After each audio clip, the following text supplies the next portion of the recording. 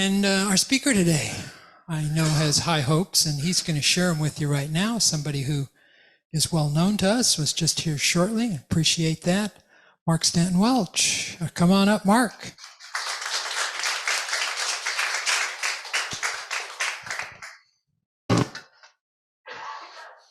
Hello. So I'm thinking that I'm 7 years old again. Mother is taking us down to Pioneer Players in Paso Robles. And we are sitting through the rehearsal for The King and I while my mother is doing her part on stage. And we're listening, although those songs weren't from King and I'm listening to that kind of music. And it warms me so much. It was tough sitting there all that time while they were on stage, but the songs were so magnificent. I miss those songs. And to come in today, hearing the strains of an accordion, and I'm thinking, my God, I don't know if you remember, but in the back of the comic books, it was always the ad that said, learn to play the accordion in 3 days. I never sent it in. I don't know if that was your history, but my God. But not only that, with the accordion affects and impacts the heart chakra. And so there's something about it, the keyboard and the accordion with way more harmonics that will tinkle the upper chakras. So there's a certain connection that sends me back, and perhaps you as well, into places of just remembering. And what do we remember? Maybe some personal stuff. Maybe it's stuff you brought in at the point of incarnation. Maybe it's something you carried with you from so many lifetimes ago, if you're into that sort of thing. And I am. So my invitation, one, was to acknowledge the beauty of the experience just now. Thank you, guys. Thank you so much. All right, thank you. No, when I stand here in front, I have to own this because it's a jumble. It's a jumble about what to say. It's all based upon you. It's based upon a vibration that is a collective experience that will never be repeated. We have come here in this morning wearing these clothes with this vibration, carrying our experience of the morning and beyond. And we sit here in the presence of an intention that is inviting us to do exactly what was said, show up as ourselves. Imagine that. So I'm looking around the room and I see what may appear to be a lot of folks from the boomer generation, with a few on the fringe, impacted by the boomer generation as offspring. I have a friend in the Unity movement. His name is Philip Zemke. He was a poster child for Haight-Ashbury back in the days. He is now a Unity minister up in Missoula, Montana. He and I were sitting and chatting one day about the history of us. And he said, well, you know where the boomer generation came from. I said, well, yeah, well, it was World War II, and the GIs came home, and there was just a burst and a swell, and the birth rate, and everything seemed in alignment. He said, that's part of it. And this was very powerful what he shared. He said he incarnated. At the point of incarnation, he came in at the point that the bomb was dropped in Nagasaki. And he said he witnessed, as he entered the kingdom of earth, he witnessed the souls leaving in mass, something that had never happened to such a degree. He said that the boomer generation that was poised for magnificence got knocked off center just a tad, and it changed everything. It's like everyone who incarnated with that first wave potentially carried the experience of what had occurred for Philip. And so there was a sense of loss. And then the generation, in a sense, you can remember all the magnificent things that have been done. And underneath it, there was this kind of, I found it useful because it helped me understand something about me.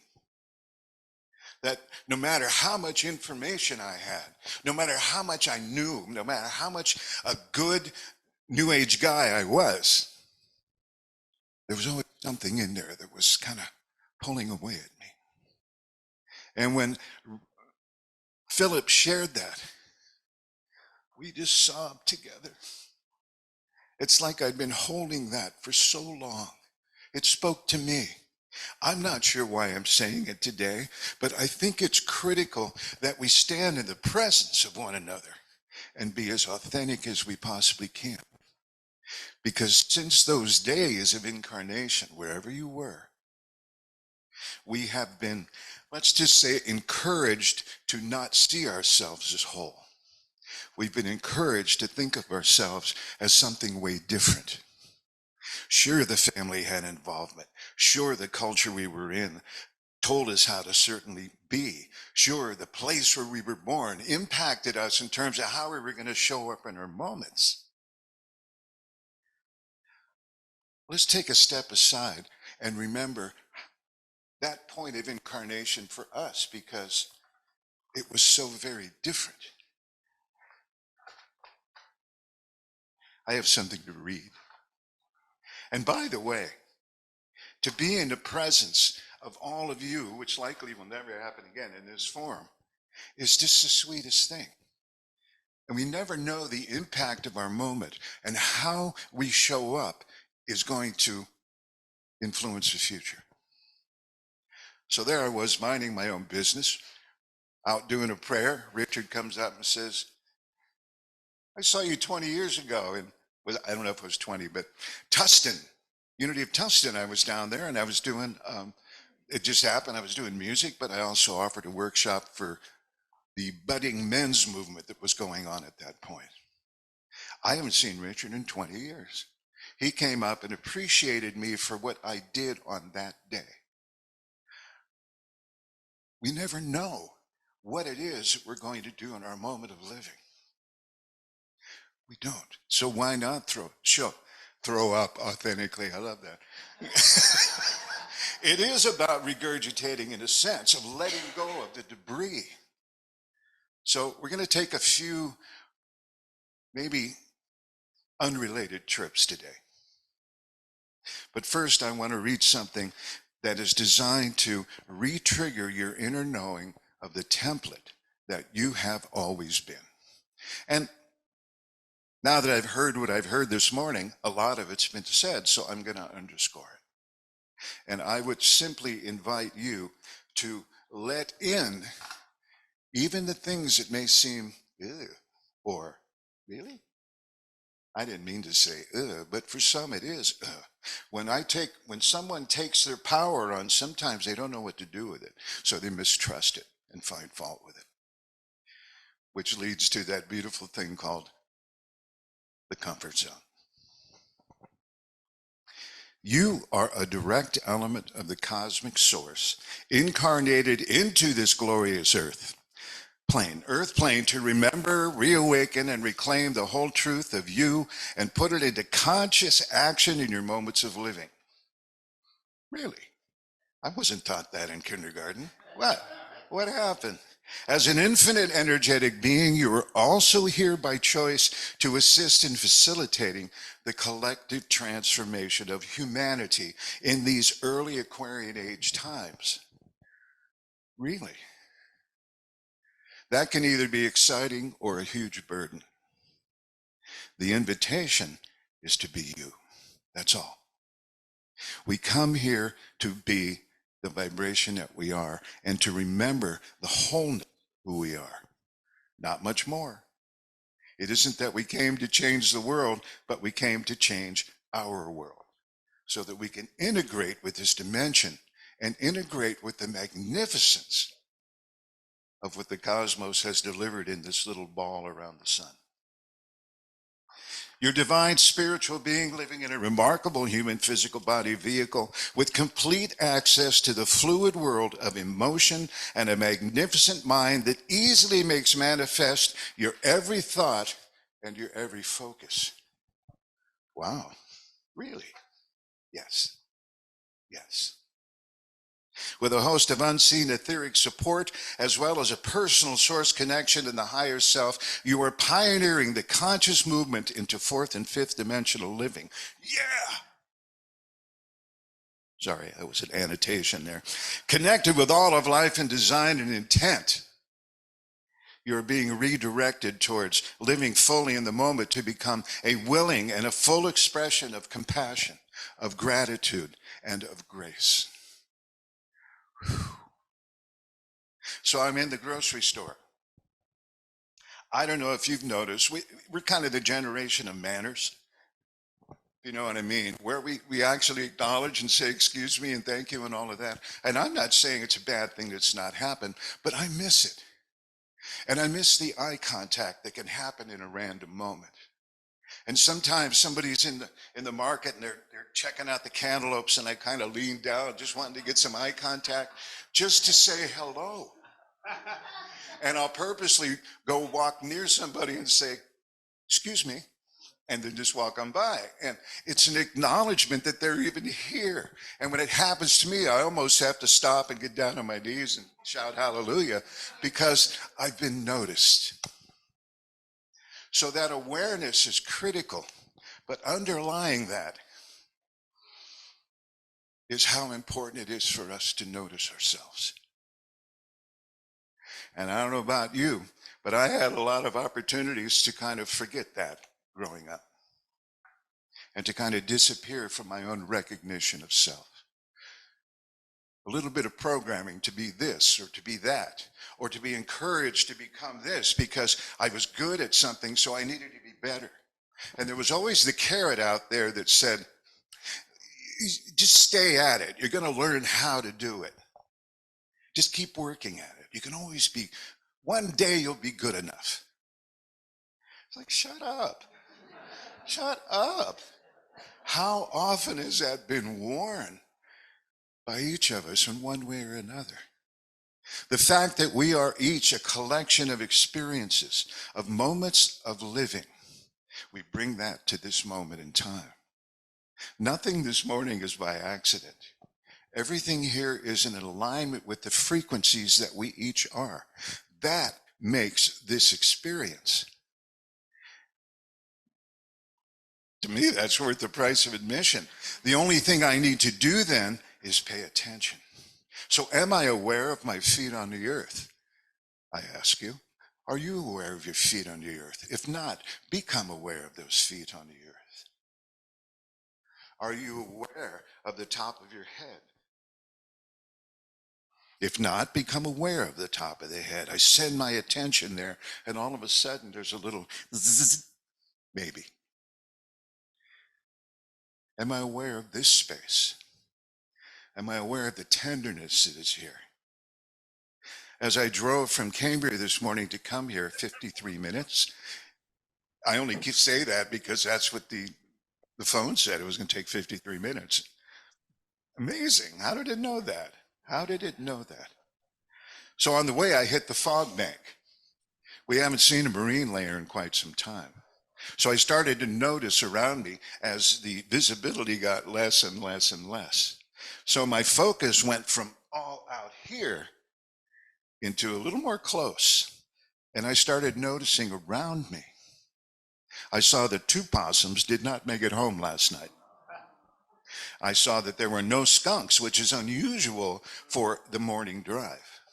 I saw 5 red-tailed hawks sitting up there showing me the way. When I got here, there was a field of crows, and the mystery was everywhere. They invited me into a deeper place. The more I'm aware, the more you are aware, the more we experience the truth of who we are. Kindergarten. Basics. We are not who we were told to be. I said, you're designed for perfect health, unwavering abundance with a host of dimensional tools and powers to live in oneness with all of life. You are destined to fully wake up in your own time in accordance with your free will choices to consciously live in your aligned vibration as a unique frequency in a world that is completely of your own design. Stop, that's just too much. I can't take that responsibility. Oh, yes, you can, because that's the design. I don't know if you're aware of the spiraling of the generations that happens. You know, the one generation comes in, and it's like, yeah, we're here. And then there's a collective identity that starts with it. And then the previous generation wants to make sure they get the best of the previous generation and start saying, well, that's real good, but this is the way it is here. And so all this exuberance, and I heard imagination and wonder in the Alan Watts quote, or maybe it was yours, Richard, that gets squandered in the name of fitting in and normalcy. The comfort zone. I feel pretty safe in this. Well, the truth is, you don't really want to be in a safe cocoon. You want to bust out, and you want to be a part of life. You want to do the song of high hopes. You want to be on the edge of your moments of living. Do you realize that your higher self and your child self, if you buy into these ideas, they are in cahoots to bring the form of the moment that best feeds you and nourishes you to be the truth of who you are? This design of this place is unbelievable. I mean, just go into your own body and start looking, holy moly. All that's going on while I'm sitting up here with nervousness here trying to make sense, all this stuff is going on to keep me in an expanded space inside. Do I have to feed it and nourish it? Not necessarily. But when I take a breath, I do. When I take a breath consciously and remember, my moments of living are not who I am. They were simply experiences that gave me a chance to remember the deeper truth. The spiraling generations, each generation comes in as a new frequency. They carry information that was beyond the previous generation. That information is designed to help the previous generation remember who they are and expand up.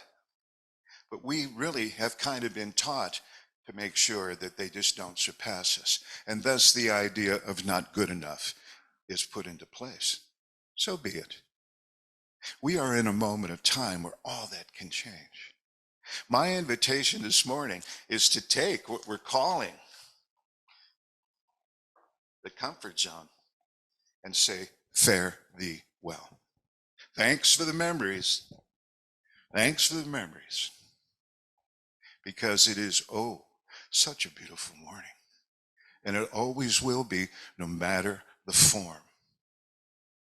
We are designed to find the beauty and the magnificence in any moment. It's not what appears to be. Because there's a phrase that says nothing is as it appears to be. There's always something bigger. There's always something deeper, something more around that gives information.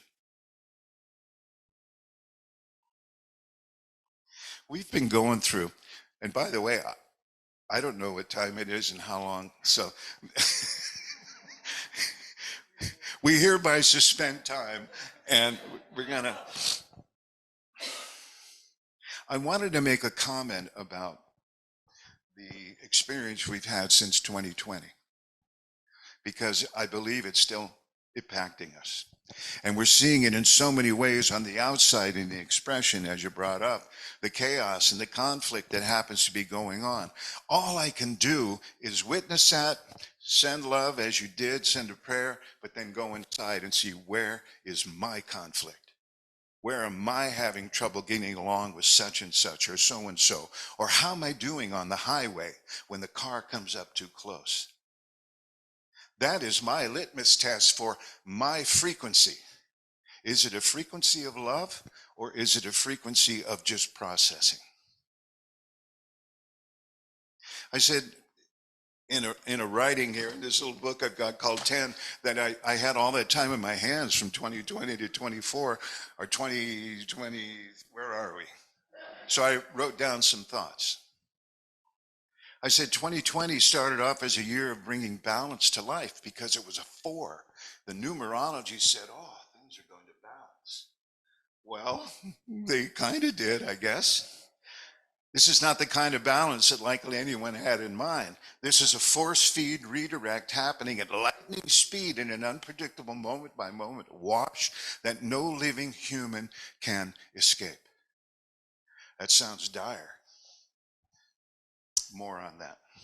The energetic impact of this much significant change alone is monumental. That does not even take into account the personal process that each human has had to navigate and experience. It is, in the favorite word of the time, unprecedented. Yes, it is. Hadn't happened before. So being woken up by a mysterious virus that stops the facade of human life in its tracks and ushers everyone behind their own closed doors to think about it is actually a timely celestial intervention, so to speak. Humanity daily life has really reached a crossroads between what I am and what I was taught to think I am. So what better way, in a sense, to do that than to say, you need to go home and you need to stay there. What? I live alone, so I'm going, yay, thank you. What's different? And you may remember that everything was different. The stay-in-place order was the first wave of taking personal stock and accountability for who we have become and deciding then who we want to be. Being so very out of balance, it's hard to take the first steps to right the ship because there's just no sense of direction yet. The cool thing is that these rushing forth times, any step forward and out of that, what has been, is the best one. Oh God, I don't know if I'm going to do the right thing. I just do something. The minute I do something, like get out of the way of the camera, the minute I do something, new information comes in. New vibration feeds me. The possibilities are different. Or I could hang out. Nothing wrong with that. But after a while, round and round I go in my personal eddy. Everything just feels great and everything, but it's the same. And you and I are designed for magnificence in experience and to live the juicy life. That means full participation in whatever that translates to you. Our design is not set up for neutrality. That's why in many ways, you mentioned the Buddhists and stuff. I had a real hard time with that because it was all about balance. What? I can't be in balance. I want this extreme or I want that. I want to move and oscillate back and forth in this. And you're telling me that I can be in the middle? That felt like death to me. So I had to stir the pot. The juice of life was inviting me to experience the variety that is here. Yeah, and I can set up my walls in my place and put this comfort zone where I've got everything within arm's reach and live the life. And then while I'm in there, I can look out the window and see parades going by, and I can see the invitation of the red-tailed hawk, the invitation of the fog to pull me out into it. The spiraling is essential to the reawakening of each generation into the new frequency. We boomers carried a wounding that is being cleansed over time. I don't know about you, but I'm tired of carrying the torch. You know, for 50, 60, 70 years of kind of going, I got to be a good person. I've got to do this because I remembered that's my purpose, my design in a sense is to show up as real as I possibly can be. And I thought that these times were about taking a rest. But in a sense, the boomers have been invited to step into a higher and new frequency and take these vibrations and help to soften them in the world. Our design is such that energetically, all the information we need in our energetic anatomy tells us exactly where we are in any given moment. If I have a sensation in my body, right there, okay, well, for me, that's my heart chakra. Okay, what's going on in there? The heart chakra is the place where information is kept that has to do with old grieving, woundings that occurred that I was not willing to let go of, or elements that of words unspoken because it was never okay to say those words. It was never okay to speak that truth unless I mumbled it in the corner and then got in trouble for it. So when I have activity here, I go there first. I breathe. I become aware of it. If I have it here, my solar plexus is doing the dance, the place where personal power is, where decisions are made, where judgments are carried, where criticism takes place. And I start to see how I see myself and how I'm expressing that outward. If I drop a little south, I end up in the crucible of the child state. This is where all of the energetics of fear are held, but also the joy of living as a child. What a mix-up that is. Joy and fear in the same place. If I get wounded by the moments of living, typically it's carried in here. The body says, I'll hold it for you for a while, but do let it go. What? Let it go? You mean one of those things that crawls out of the eye? You want me to let one of those things go? That tear? Yes. If I feel it here, I'm probably being under the influence of either a previous wounding that just wants to clear, or two. Or was that a peace sign? 2 minutes.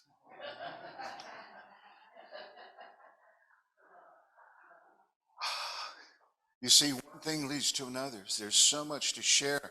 There's so much that is being laid out here. And the only reason it's being laid out is to trigger your memory of it.